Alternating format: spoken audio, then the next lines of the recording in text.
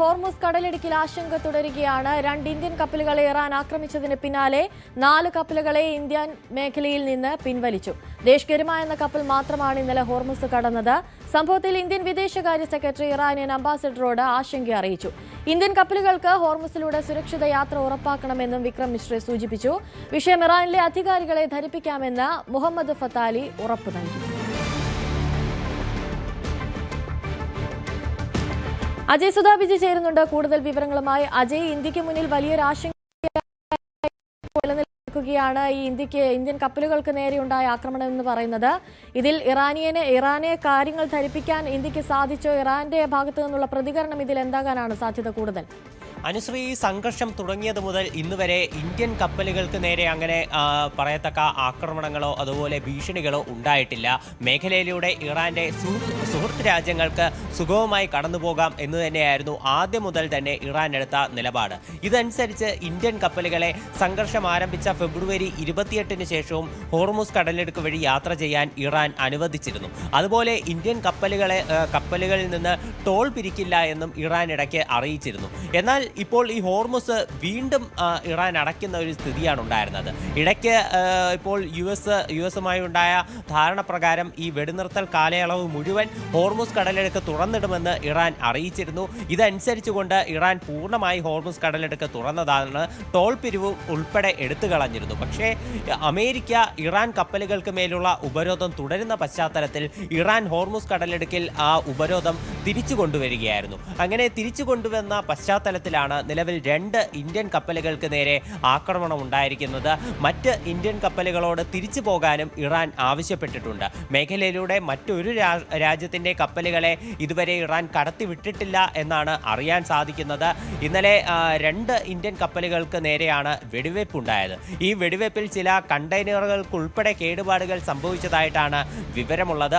Oman തീരത്ത് നിന്ന് 20 nautical mile അകലെയും 25 nautical mile അകലെയുമാണ് ഈ കപ്പലുകൾ ആക്രമിക്കപ്പെട്ടതെന്നാണ് വിവരം. ഈ 2 കപ്പലുകൾ ആക്രമണ വിധേയമായതിന് പിന്നാലെ മറ്റ് 4 കപ്പലുകളെ കൂടി ഇന്ത്യ മേഖലയിൽ നിന്ന് പിൻവലിച്ചിട്ടുണ്ട്. എന്നാൽ ഒരു കപ്പൽ ദേശ് വൈഭവ്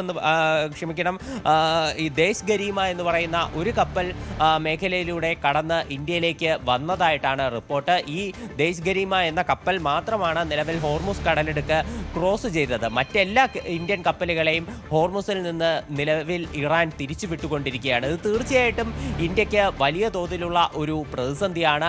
ഇന്ത്യയിൽ വലിയ തോതിലുള്ള ഒരു ഇന്ധന പ്രതിസന്ധി ഉണ്ടായിരുന്നു. ഈ ഘട്ടത്തിൽ ഇറാൻ ഹോർമുസ് കടലിടുക്ക് തുറന്ന് ഇന്ത്യയിലേക്ക് ഗതാഗതം അനുവദിച്ച പശ്ചാത്തലത്തിൽ അത് വലിയ ആശ്വാസമായിരുന്നു. ഇറാനിൽ നിന്നുൾപ്പെടെ ഈ ക്രൂഡ് ഓയിലും അതുപോലെ തന്നെ LPG ഗ്യാസ് ഉൾപ്പെടെ ഇന്ത്യയിലേക്ക് വരുന്ന സ്ഥിതിയുണ്ടായിരുന്നു.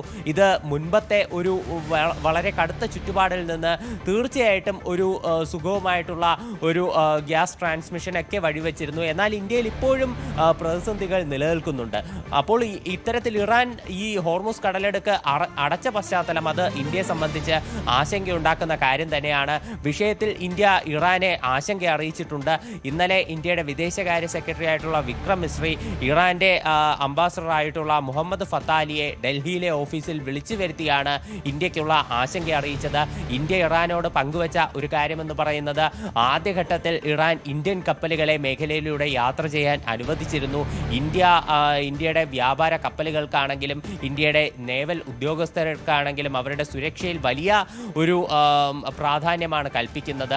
അതുകൊണ്ട് തന്നെ ഇന്ത്യൻ കപ്പലുകൾക്ക് നേരെയുള്ള ആക്രമണങ്ങൾ ഒഴിവാക്കണം, ഇന്ത്യൻ കപ്പലുകൾക്ക് സുരക്ഷ ഉറപ്പാക്കണമെന്നും ഈ വിക്രം മിശ്രി മുഹമ്മദ് ഫത്താലിയോട് ആവശ്യപ്പെട്ടിട്ടുണ്ട്. അതുപോലെ ഇന്ത്യയുടെ ഇക്കാര്യത്തിലെ ആശങ്ക ഇറാനെ അറിയിക്കണമെന്നും മുഹമ്മദ് ഫത്താലിയോട് അറിയിച്ചു. ഇക്കാര്യത്തിൽ മുഹമ്മദ് ഫത്താലി ഇന്ത്യക്ക് ഉറപ്പ് നൽകിയിട്ടുണ്ട്. അതായത് ഇന്ത്യയുടെ ഇക്കാര്യത്തിലെ ആശങ്കകൾ അതുപോലെ തന്നെ ഇന്ത്യൻ കപ്പലുകൾക്ക് സുരക്ഷ നൽകണമെന്ന ഒരു അറിയിപ്പ് ഇതുൾപ്പെടെ ഉള്ള കാര്യങ്ങൾ ഇറാനിലുള്ള മറ്റ് ഉന്നത ഭരണാധികാരികളെ അറിയിക്കും എന്നാണ് ഇപ്പോൾ നിലവിൽ ഇറാനിയൻ അംബാസഡർ ഇന്ത്യക്ക് ഉറപ്പ് നൽകിയിരിക്കുന്നത്. തീർച്ചയായിട്ടും ഈ കാര്യം ഒരു ആശ്വാസകരം തന്നെയാണ്. ഈ ഒരു വിഷയത്തിൽ ഇന്ത്യ പൂർണ്ണമായിട്ടും ഇറാനെ തള്ളിക്കൊണ്ടുള്ള ഒരു നിലപാടല്ല സ്വീകരിച്ചിരിക്കുന്നത് എന്നതും ശ്രദ്ധേയമാണ്. വിഷയത്തിൽ ഇന്ത്യ പ്രതിഷേധം പോലുമല്ല അറിയിച്ചിരിക്കുന്നത്, ഇന്ത്യയുടെ ഒരു ആശങ്ക പങ്കുവയ്ക്കുകയായിരുന്നു. അപ്പോൾ ഈയൊരു നിലപാടിൽ ഇപ്പോൾ ഇറാനെ പിണക്കിക്കൊണ്ടുള്ള ഒരു നിലപാടെടുത്താൽ അത് ഇന്ത്യക്ക് തന്നെ തിരിച്ചടിയാകും. കാരണം മേഖലയിലൂടെ ഇനിയും നിരവധി ഇന്ത്യൻ കപ്പലുകൾ തീരത്തേക്ക് ഇന്ത്യയിലേക്ക് എത്തേണ്ടതുണ്ട്. ഒരുപാട് ഇപ്പോൾ ഭാഗ്യലക്ഷ്മി എന്നുൾപ്പെടെയുള്ള കപ്പലുകളെ മേഖലയിൽ നിന്ന് ഇറാൻ തിരിച്ചുവിട്ടിരുന്നു. അപ്പോൾ നിരവധി കപ്പലുകൾ അവിടെ കുടുങ്ങിക്കിടക്കുന്ന ഒരു സ്ഥിതിയുണ്ട്. സൻമാർ ഹെറാൾഡ്, അതുപോലെ തന്നെ ദേശ് വൈഭവ്, ദേശ് വിഭോർ, അങ്ങനെ നിരവധി കപ്പലുകളെയാണ് ഇന്നലെ ഇറാൻ തിരിച്ചയച്ചത്. അപ്പോൾ ഈ സാഹചര്യത്തിൽ ഈ കപ്പലുകൾ തിരിച്ച് ഇന്ത്യയിലേക്ക് തന്നെ എത്തേണ്ട ആവശ്യകതയുണ്ട്. എന്നാൽ മാത്രമേ ഇന്ത്യയിലുള്ള ഇന്ധന പ്രതിസന്ധി ഉൾപ്പെടെ ഒന്ന് ലഘൂകരിക്കാനാവുകയുള്ളൂ. മറ്റ് പല മേഖലകളിലും ഇപ്പോൾ ഇന്ധന പ്രതിസന്ധി, അതുപോലെ LPG മേഖലയിലുള്ള പ്രതിസന്ധി, ഇപ്പോൾ കർഷകർക്കുള്ള വളങ്ങൾ ലഭിക്കാത്ത ഒരു കാര്യം, അപ്പോൾ ഇത്തരത്തിൽ പല മേഖലകളിലും ഇന്ത്യ പ്രതിസന്ധി നേരിടുന്നുണ്ട്. ഇതിനെല്ലാം പരിഹാരം ഹോർമുസിൽ നിന്ന് കപ്പലുകൾ വന്നാൽ മാത്രമാണ്. അതുകൊണ്ട് ഇറാനോട് ഇന്ത്യ ഇതുവരെ സ്വീകരിച്ചിട്ടുള്ള ഒരു സൗഹൃദ നിലപാട് അത് ഇനിയും മാറ്റിയിട്ടില്ല. ആ ഒരു സൗഹൃദ നിലപാട് തന്നെ തുടർന്നുകൊണ്ട് ഇന്ത്യയുടെ ആശങ്കകൾ അത് ഇറാനെ അറിയിക്കുകയായിരുന്നു. തീർച്ചയായിട്ടും ഇനി തുടർന്നുള്ള ദിവസങ്ങളിൽ ഒരു പോസിറ്റീവായിട്ടുള്ള സമീപനം ഇറാനിൽ നിന്ന് ഉണ്ടാകുമെന്ന് തന്നെയാണ് പ്രതീക്ഷിക്കുന്നത്. അജയ് പറയും പോലെ പോസിറ്റീവായുള്ള ഒരു സമീപനം ഇറാന്റെ ഭാഗത്തു നിന്നും ഉണ്ടായിക്കഴിഞ്ഞാൽ ഇന്ത്യ തുടരുന്ന സൗഹൃദം അതുപോലെ തന്നെ തുടരാനുള്ള സാധ്യതയുണ്ട്. എന്നാലും ഇറാന്റെ ഭാഗത്തു നിന്ന് പ്രതികൂലമായൊരു മറുപടിയാണ്, പ്രതികൂലമായൊരു നിലപാടാണ് ഉണ്ടാകുന്നതെങ്കിൽ പിന്നീട് ഇന്ത്യയുടെ ഭാഗത്തു നിന്നുണ്ടാകുന്ന പ്രതികരണം ഏത് രീതിയിലായിരിക്കും, ഇന്ത്യ സ്വീകരിക്കുന്ന നിലപാട് എങ്ങനെയായിരിക്കും എന്നതിൽ എന്തെങ്കിലും സൂചന ലഭിക്കുന്നുണ്ടോ? ഇതിനു മുൻപേ ഉള്ള സാഹചര്യങ്ങൾ നമ്മൾ നോക്കുകയാണെങ്കിൽ ഇന്ത്യയുടെ വിദേശകാര്യമന്ത്രിയായിട്ടുള്ള എസ് ജയശങ്കർ പലതവണ ഇറാന്റെ വിദേശകാര്യമന്ത്രിയായിട്ടുള്ള അബ്ബാസ് അരക്ചിയെ ടെലിഫോണിൽ വിളിച്ച് സംസാരിച്ചിരുന്നു. അതുപോലെ തന്നെ ഇറാന്റെ പ്രസിഡന്റായിട്ടുള്ള മസൂദ് പെസഷ്കിയാനെ പ്രധാനമന്ത്രി നരേന്ദ്രമോദി തന്നെ നേരിട്ട് ഫോണിൽ വിളിച്ച് സംസാരിച്ചു. ഇത്തരത്തിൽ ഇന്ത്യയുടെ പ്രധാനപ്പെട്ട രാഷ്ട്ര നേതാക്കൾ തന്നെ ഇറാനിലെ സാഹചര്യങ്ങൾ അത് ചോദിച്ചറിയുകയും അതുപോലെ തന്നെ ഇന്ത്യൻ കപ്പലുകൾക്ക് സുരക്ഷ ഉറപ്പാക്കണമെന്നുള്ള ആവശ്യം ഉന്നയിക്കുകയും ചെയ്തിട്ടുണ്ട്. ഇപ്പോൾ നിലവിൽ ഇന്ത്യയുടെ വിദേശകാര്യ സെക്രട്ടറി ആയിട്ടുള്ള വിക്രം മിശ്രയാണ് ഇറാനിലെ അംബാസഡറിനോട് സംസാരിച്ചത്. ഇപ്പോൾ ഇതിൽ പരിഹാരമൊന്നും ഉണ്ടായില്ലെങ്കിൽ തീർച്ചയായിട്ടും ഈ വിഷയം മറ്റ് ഉന്നത തലങ്ങളിലേക്ക് കൊണ്ടുപോകും. ഇന്ത്യയുടെ വിദേശകാര്യമന്ത്രിയാണെങ്കിലും പ്രധാനമന്ത്രിയാണെങ്കിലും ഇറാന് മേൽ സമ്മർദ്ദം ചെലുത്താനുള്ള സാധ്യതകളുണ്ട്. ഇത്തരത്തിൽ മുൻപ് നമ്മൾ നോക്കുകയാണെങ്കിൽ ഇറാൻ ഇപ്പോൾ ഇന്ത്യൻ കപ്പലുകൾക്ക് ഇപ്പോൾ ഇന്ത്യൻ നാവികസേന തന്നെ ഒരു സുരക്ഷ ഒരുക്കിക്കൊണ്ട് ഒരു സുരക്ഷിതമായി ഹോർമുസ് കടക്കുന്ന പശ്ചാത്തലമുണ്ടായിരുന്നു. ഇന്ത്യൻ ഫ്ലാഗുള്ള കപ്പലുകളെ മേഖലയിലൂടെ സുഗമമായി കടന്നുപോകാൻ ഇറാൻ അനുവദിച്ചിരുന്നു.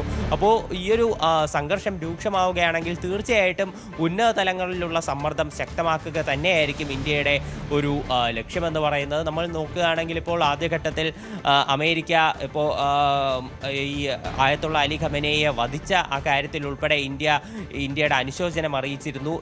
ഇന്ത്യയുടെ പ്രതിനിധി ഡൽഹിയിലുള്ള ഇറാന്റെ ഓഫീസിൽ നേരിട്ടെത്തിയാണ് ഈ അനുശോചന ബുക്കിൽ ഒരു കുറിപ്പ് ഇന്ത്യയുടെ സന്ദേശം രേഖപ്പെടുത്തിയത്. അപ്പോൾ ഇത്തരത്തിൽ ഇന്ത്യ ഒരു സൗഹൃദപരമായിട്ടുള്ള ഇറാനോടുള്ള നിലപാടിൽ മാറ്റം വരുത്തിയിട്ടില്ല. അപ്പോൾ ഇനി സാഹചര്യം എത്രത്തോളം രൂക്ഷമായാലും ഈ സൗഹൃദപരമായിട്ടുള്ള സമീപനത്തിൽ തന്നെയായിരിക്കും ഇന്ത്യയുടെ മുന്നോട്ടുള്ള പോക്ക് എന്ന് തന്നെയാണ് നമുക്ക് നിലവിലെ സാഹചര്യത്തിൽ അനുമാനിക്കാനാകുന്നത്. അതേസമയം തന്നെ US ഇറാൻ സമാധാന ചർച്ചയിൽ പ്രതിസന്ധി തുടരുകയാണ്. അമേരിക്കയുമായി ഒരു കരാർ ഉണ്ടാക്കാനുള്ള സാധ്യത വിദൂരമെന്നാണ് ഇറാൻ പാർലമെന്റ് സ്പീക്കർ. കൂടുതൽ വാർത്തകൾക്ക് News 18 Keralam YouTube channel subscribe ചെയ്യുക.